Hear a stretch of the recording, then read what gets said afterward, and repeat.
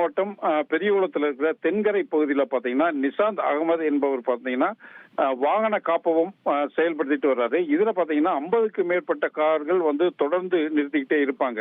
இது நேற்று மாலை பாத்தீங்கன்னா 2 நபர்கள், அதாவது கோச்சடை பாண்டியன் மற்றும் முத்துகிருஷ்ணன் ஆகிய 2 பேரும் பாத்தீங்கன்னா அந்த கார் ஸ்டாண்டுக்குள்ள புகுந்து அங்க இருக்கிற காரினுடைய முன்பக்கம் மற்றும் பின்பக்கம் கண்ணாடிகள்ல அடிச்சு உடைச்சிருக்காங்க. கிட்டத்தட்ட ஒரு 30க்கு மேற்பட்ட கண்ணாடிகளை அடிச்சு உடைச்சிருக்காங்க. இது பற்றி அதாவது அந்த காரின் காப்பகத்தினுடைய உரிமையாளர் வந்து போலீசாருக்கு புகார் அளித்ததின் பிரகாரம் வந்து முத்துகிருஷ்ணனை மட்டும் வந்து போலீசார் கைது செஞ்சிருக்காங்க. கோச்சடை பாண்டி வந்து தப்பி ஓடி இருக்காரு.